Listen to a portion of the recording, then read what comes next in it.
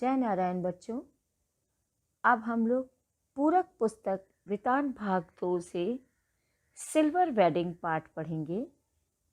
इसके लेखक हैं मनोहर श्याम जोशी। तो बच्चों, सबसे पहले लेखक का परिचय जान लेते हैं। मनोहर श्याम जोशी का जन्म सन 1935 में कुमायूं में हुआ था। ये लखनऊ विश्वविद्यालय से विज्ञान स्नातक थे। सन 1984 में भारतीय दूरदर्शन के प्रथम धारावाहिक हम लोग के लिए कथा पटकथा लेखन शुरू किया। ये हिंदी के प्रसिद्ध पत्रकार और टेलीविज़न के धारावाहिक लेखक थे। लेखन कार्य के लिए इन्हें सन 2005 में साहित्य अकादमी पुरस्कार से भी सम्मानित किया गया था। सन 2006 में इनका देहांत हो गया। इनकी कुछ प्रमुख रचनाएं हैं कुरु कुरु स्वाहा, कसब, हरिया हरक्यूलिस की हैरानी, हमजाद, क्या, बातों बातों में, लखनऊ मेरा लखनऊ, पश्चिमी जर्मनी पर एक उड़ती नज़र इत्यादि। दूरदर्शन धारावाहिकों में हम लोग, बुनियाद, मुंगेरी लाल के हसीन सपने। पाठ की रूपरेखा। बच्चों, सिल्वर वेडिंग पाठ की अब हम लोग रूपरेखा जान लेते हैं। मनोहर श्याम जोशी की लंबी कहानी सिल्वर वेडिंग में स्पष्ट किया गया है कि आधुनिकता की ओर बढ़ता हमारा समाज एक ओर कई नई उपलब्धियों को समेटे हुए है, तो दूसरी ओर मनुष्य को मनुष्य बनाए रखने वाले मूल्य कहीं घिसते चले जा रहे हैं। इस कहानी में एक संस्कारी व्यक्ति यशोधर बाबू हैं, जो बदलते युग के साथ नई पीढ़ी की विचारधाराओं से सामंजस्य स्थापित न कर पाने के कारण समहाउ इम्प्रॉपर की स्थिति से असंतुष्ट रहते हैं। जो हुआ होगा में ये यथास्थितिवादी का भाव है, तो समहाउ इम्प्रॉपर में एक अनिर्णय की स्थिति है। ये दोनों ही भाव इस कहानी के मुख्य चरित्र यशोधर बाबू के भीतर के द्वंद्व हैं। बच्चों, अब पाठ के मुख्य बिंदुओं के अनुसार पाठ के सार को समझते हैं।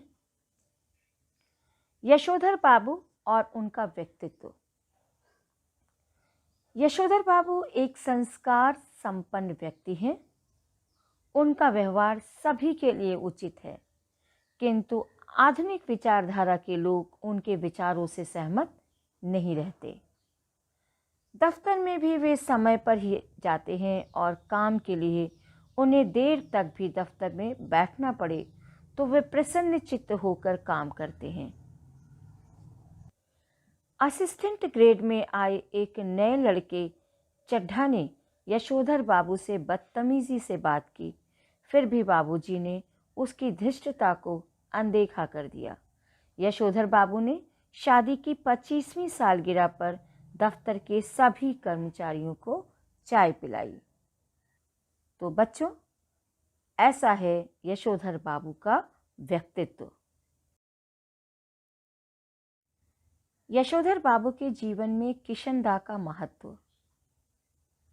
यशोधर बाबू के जीवन में किशनदा का महत्व गुरु जैसा था, क्योंकि जब यशोधर बाबूजी गांव से दिल्ली आए थे, तब किशनदा ने ही उन्हें अपने यहाँ पहले तो मेस का रसोइया बनाया, फिर अपने ही दफ्तर में सरकारी नौकरी दिलाई और जीवन के हर कठिन समय में वे सदैव उनके साथ बने रहे। किशनदा ने विवाह नहीं किया था। जब किशनदा की मृत्यु हुई तो यशोधर बाबू ने उनके बिरादर से उनकी मृत्यु का कारण पूछा। उन्होंने जो हुआ होगा कहकर ये बात समाप्त कर दी, अर्थात सही कारण का किसी को कुछ पता नहीं चला। यशोधर बाबू जीवन भर किशनदा के सिद्धांतों पर ही चलते रहे। यशोधर बाबू की विवशता। यशोधर बाबू को आधुनिक लोगों के विचार बिल्कुल भी अच्छे नहीं लगते थे और लोग उनके विचारों को सुनकर मानना नहीं चाहते थे। जब यशोधर बाबू को कोई भी बात गलत लगती तो वे समहाउ इम्प्रॉपर कहकर चुप लगा जाते हैं। समहाउ इम्प्रॉपर का अर्थ है कुछ ना कुछ गलत होना। यशोधर बाबू और उनका परिवार। यशोधर बाबू के परिवार में उनकी पत्नी, 3 बेटे और एक पुत्री है। उनका सबसे बड़ा बेटा भूषण विज्ञापन एजेंसी में 1500 रुपये प्रति माह पर काम करता है और दूसरा बेटा दूसरी बार IAS की परीक्षा देने की तैयारी कर रहा है। तीसरा बेटा स्कॉलरशिप लेकर अमेरिका चला गया है और बेटी डॉक्टरी की पढ़ाई करना चाहती है। यशोधर बाबू पुराने विचारों वाले व्यक्ति हैं, जबकि उनका परिवार आधुनिक विचारों का समर्थक है। इसी कारण उनका अपने परिवार के साथ मतभेद बना रहता है। उनकी पत्नी भी बच्चों के साथ आधुनिक रंग में रंग चुकी है। यशोधर बाबू चाहते हैं कि उनका परिवार उनसे सलाह लेकर दुनियादारी का काम करे, पर बच्चे ये कहकर उन्हें चुप करा देते हैं कि जब आपको कुछ पता ही नहीं तो क्या पूछें। बाबूजी का मंदिर जाना, प्रवचन सुनना तथा पूजा पाठ करना परिवार को ठीक नहीं लगता था। बच्चे और पत्नी चाहते थे कि यशोधर बाबू पुरानी परंपराओं को छोड़कर नए युग की रीतियों को अपनाएं। यशोधर बाबू की सिल्वर वेडिंग। बाबूजी को पता ही नहीं था कि उनके घर पर उनकी शादी की 25वीं सालगिरह की पार्टी चल रही है। यशोधर बाबू पार्टी इत्यादि में प्रसन्न नहीं रहते थे, पर उन्हें इस बात की कहीं न कहीं खुशी भी थी कि जिस अनाथ के जन्मदिन पर आज तक लड्डू भी नहीं आए, उसी की शादी की सालगिरह पार्टी बहुत ही आधुनिक रिवाजों के साथ मनाई जा रही है। उन्होंने ना चाहते हुए भी अपनी पत्नी के साथ पार्टी में केक काट ही दिया। उनके बड़े बेटे भूषण ने उन्हें ऊनी ड्रेसिंग गाउन उपहार में दिया और कहा कि जब आप सवेरे दूध लेने जाएं तो इसे अवश्य पहनकर जाएं।